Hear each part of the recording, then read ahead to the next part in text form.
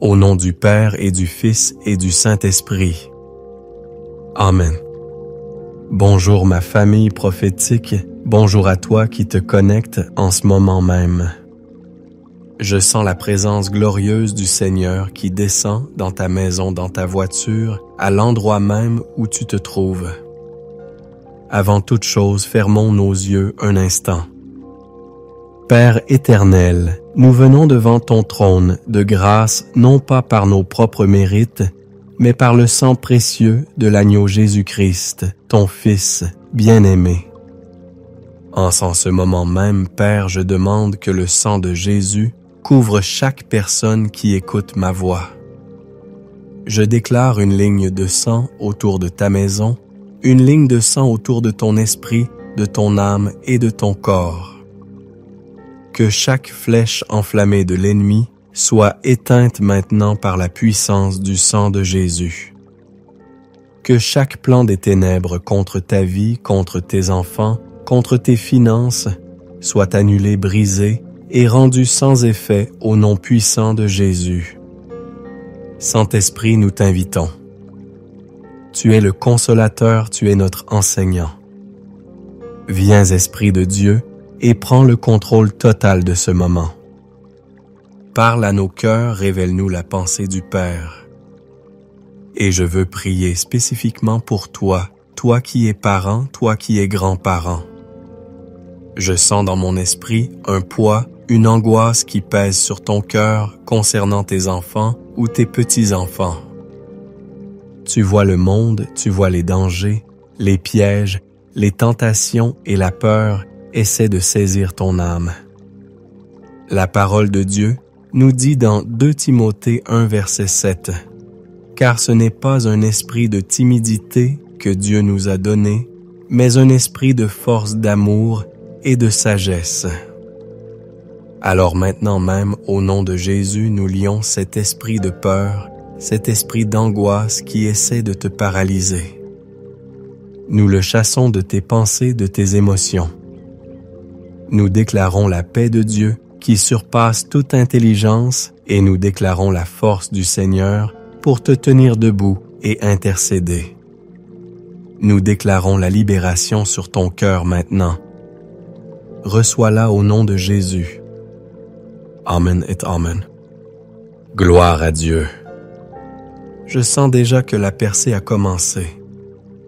Avant que nous plongions dans la parole puissante que Dieu a pour nous aujourd'hui, je veux te demander de faire partie de ce mouvement. Fais 3 choses rapides. Premièrement, commente ci-dessous en écrivant « Mes enfants sont une postérité pour l'Éternel ». Déclare-le par la foi. Deuxièmement, clique sur le bouton « J'aime » et abonne-toi à cette chaîne pour ne manquer aucun de ces moments puissants où Dieu nous parle. Tu fais partie de cette famille prophétique. Et troisièmement, partage cette vidéo maintenant, pas plus tard, maintenant, avec 7 personnes. 7 est le chiffre de la perfection divine. 7 parents, 7 amis, 7 personnes dont tu sais qu'elles ont besoin d'entendre cette parole. Et je te fais une promesse. Reste jusqu'à la toute fin, car à la fin, je prierai spécifiquement par mon nom pour cet enfant, ce petit enfant qui s'est égaré, celui qui cause des nuits blanches, celui pour qui ton cœur pleure. Nous allons déclarer son retour dans la bergerie du Père. Ne manque pas ce moment. Aujourd'hui, le Seigneur a mis un fardeau sur mon cœur pour toi, parent, pour toi, grand-parent. Le thème est simple mais profondément puissant. Appelez la bénédiction du psaume 91 sur tes enfants et tes petits-enfants. Nous ne sommes pas appelés à être des parents qui subissent, des parents qui s'inquiètent, des parents qui sont simplement des spectateurs de la vie de leurs enfants. Non. Dieu t'a donné une autorité spirituelle. Et c'est mon premier point aujourd'hui, l'autorité de la bénédiction parentale. Tu dois comprendre que tes paroles ont un poids dans le monde spirituel. Proverbe 10, verset 21 nous dit « La mort et la vie sont au pouvoir de la langue. » Pense à cela. Dans ta bouche, tu as le pouvoir de déclarer la vie ou la mort sur les situations. Et en tant que parent, en tant que figure d'autorité, établie par Dieu, tes paroles sur tes enfants ont une puissance décuplée. Regarde dans la Genèse. Regarde Isaac qui bénit Jacob. Cette bénédiction n'était pas juste de belles paroles. C'était une transmission de destinée, une déclaration prophétique qui a littéralement façonné l'avenir de Jacob et de toute une nation. Regarde Jacob à la fin de sa vie qui bénit ses 12 fils. Chaque bénédiction était spécifique, puissante, et elle a tracé le chemin pour chaque tribu d'Israël. Tes bénédictions ne sont pas des vœux pieux. Ce sont des décrets spirituels. Je me souviens d'une mère dans notre église. Son fils était tombé dans la drogue, il avait quitté la maison, il ne répondait plus à ses appels. Elle était dévastée.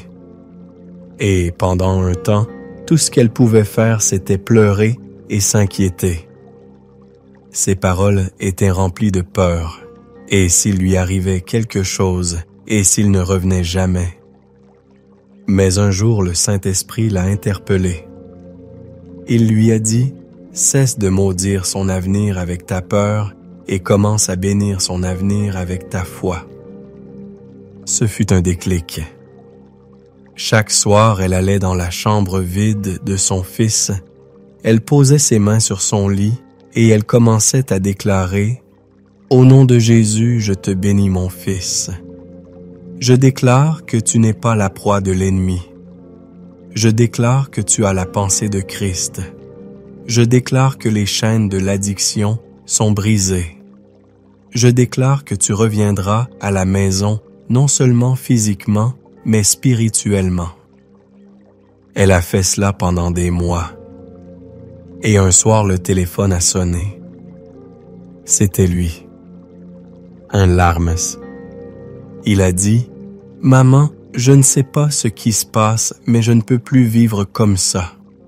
J'ai besoin d'aide. Je veux rentrer à la maison. » Alléluia. Tes paroles, remplies de la foi en la parole de Dieu, sont des armes de guerre spirituelle. Cesse de décrire la situation et commence à décréter la solution. Cesse de parler du problème et commence à parler à la montagne au nom de Jésus. Tu as cette autorité. Mon deuxième point est que le psaume 91 n'est pas une formule magique, c'est une alliance de protection. Beaucoup de gens traitent ce psaume comme une sorte de porte-bonheur. Mais c'est tellement plus que ça. C'est la description d'une relation, d'une alliance. Regarde le premier verset. « Celui qui demeure sous l'abri du Très-Haut repose à l'ombre du Tout-Puissant. » Le mot-clé ici est « demeure ». Demeurer, ce n'est pas rendre une visite occasionnelle. Ce n'est pas appeler Dieu seulement quand il y a une urgence. Demeurer, c'est vivre là.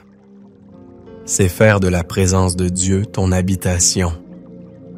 Notre rôle en tant que parents n'est pas seulement de prier pour que nos enfants soient protégés, mais c'est de leur apprendre à demeurer sous l'abri du Très-Haut. Comment faisons-nous cela? Par notre exemple. Te voient-ils demeurer? Te voient-ils courir vers Dieu quand tu es stressé?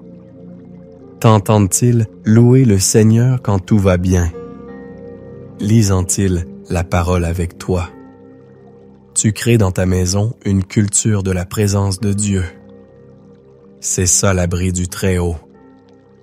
Et quand ils sont dans cet abri, regarde les promesses. Verset 4. « Il te couvrira de ses plumes et tu trouveras un refuge sous ses ailes. » Quelle image magnifique! comme une poule qui rassemble ses poussins sous ses ailes à l'approche du danger. L'ennemi peut rôder, le faucon peut tourner dans le ciel, mais sous les ailes du Tout-Puissant, tes enfants sont en sécurité. Le psaume continue, « Tu ne craindras ni les terreurs de la nuit, ni la flèche qui vole de jour, ni la peste qui marche dans les ténèbres, ni la contagion qui frappe en plein midi. » C'est une protection totale. Les terreurs de la nuit, ce sont les angoisses, les cauchemars, la peur de l'inconnu, le harcèlement en ligne. La flèche qui vole de jour, ce sont les mauvaises influences à l'école, les tentations visibles, les paroles blessantes. La peste qui marche dans les ténèbres, ce sont les idéologies destructrices, les philosophies humanistes qui s'infiltrent dans leurs pensées. La contagion qui frappe en plein midi, ce sont les modes, les pressions sociales pour se conformer au monde. Mais la promesse de l'Alliance est là si tu leur apprends à demeurer en lui, aucun de ces maux ne les atteindra. Tu dois saisir que ce psaume est une arme que tu places entre leurs mains en leur enseignant le chemin de la relation avec Dieu. Et cela m'amène à mon troisième point. Notre rôle est d'activer la promesse par l'intercession. Tes enfants, surtout quand ils sont jeunes, ne comprennent pas toujours comment se battre spirituellement. Tes petits-enfants ne savent peut-être même pas qu'il y a un combat. C'est là que tu interviens. Tu te tiens dans la brèche pour eux. Ézéchiel 22, verset 30 dit « Je cherche parmi eux un homme qui élève un mur, qui se tienne à la brèche devant moi en faveur du pays, afin que je ne le détruise pas. » Dieu cherche des intercesseurs. Il cherche des pères, des mères, des grands-pères, des grands-mères qui diront « Me voici, je me tiens à la brèche pour ma lignée. L'ennemi ne passera pas, la maladie ne passera pas, l'échec ne passera pas, la rébellion ne passera pas. » Ton intercession construit un mur de feu spirituel autour de tes enfants.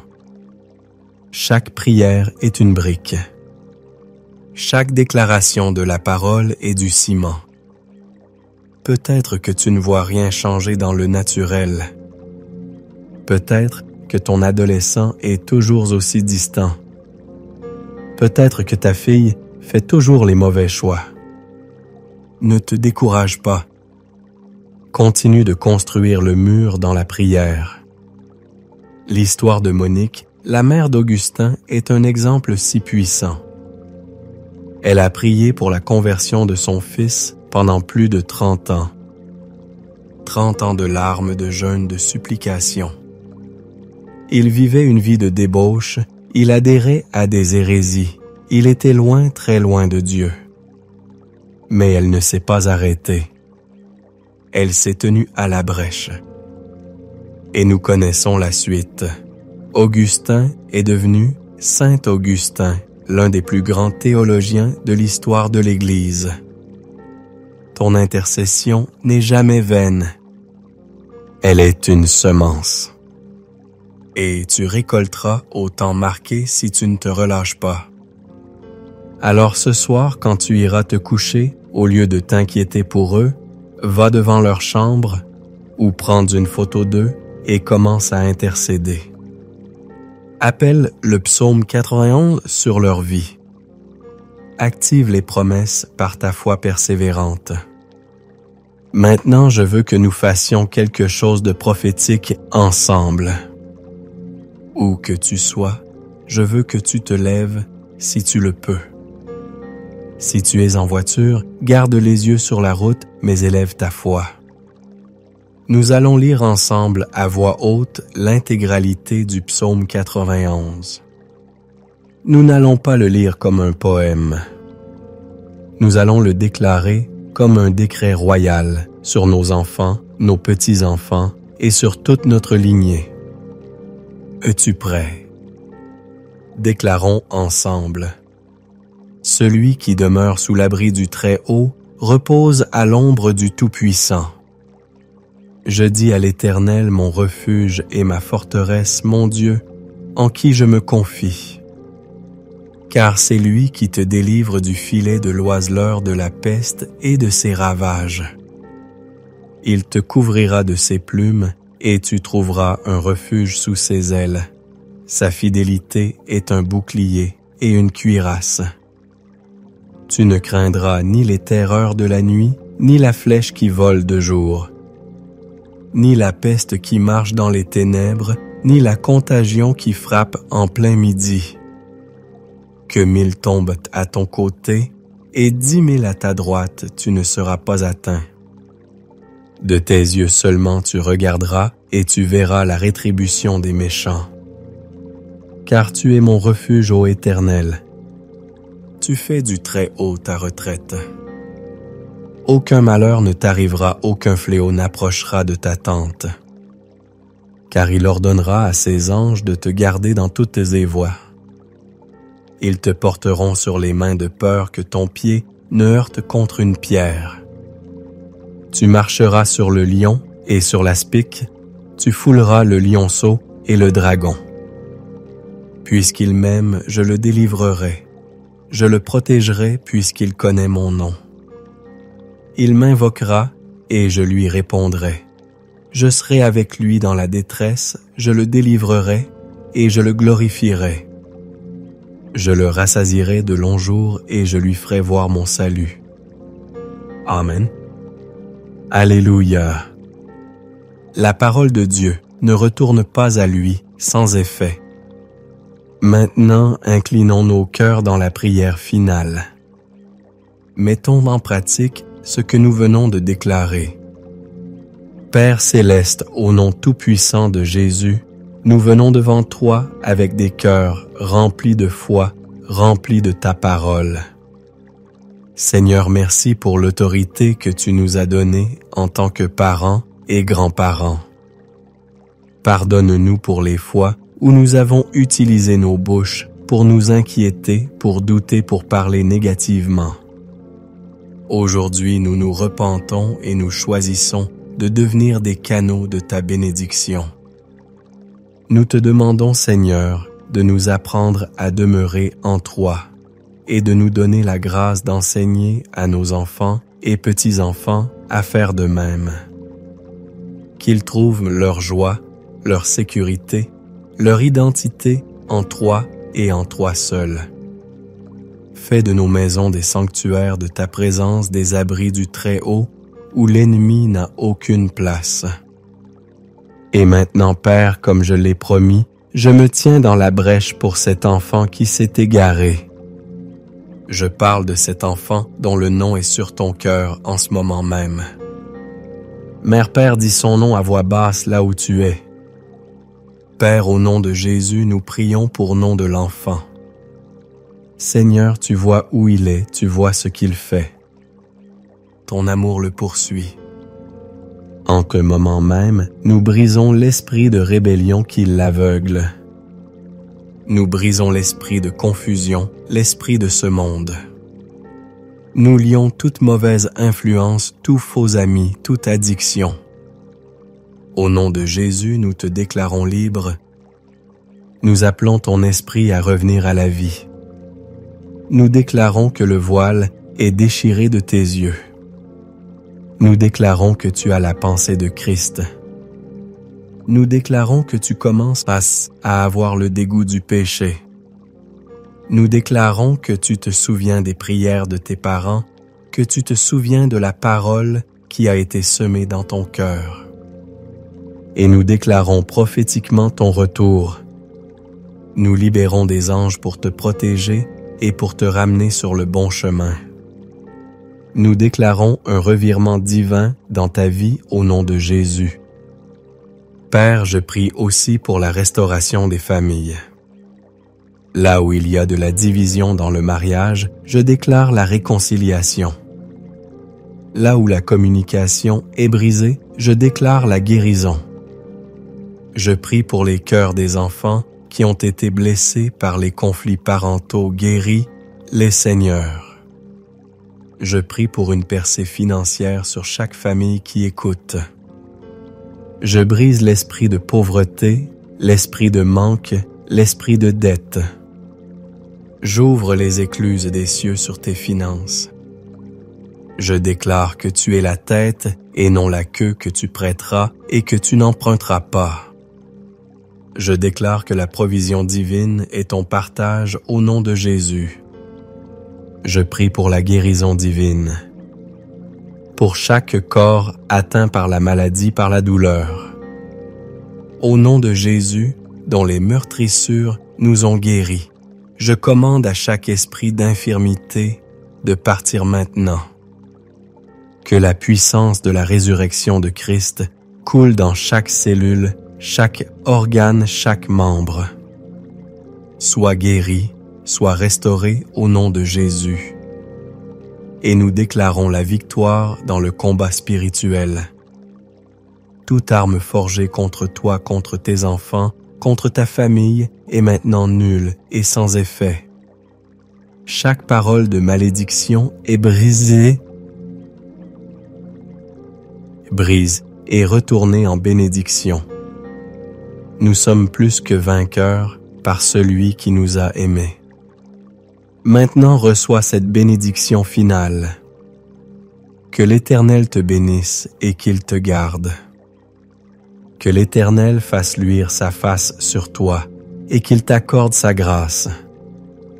Que l'Éternel tourne sa face vers toi, vers tes enfants, vers tes petits-enfants, et qu'il vous donne la paix. La paix dans votre esprit, la paix dans votre maison, la paix dans votre avenir. Au nom du Père, du Fils et du Saint-Esprit. Amen et Amen. Va dans la paix et la puissance du Seigneur. Ta famille est bénie.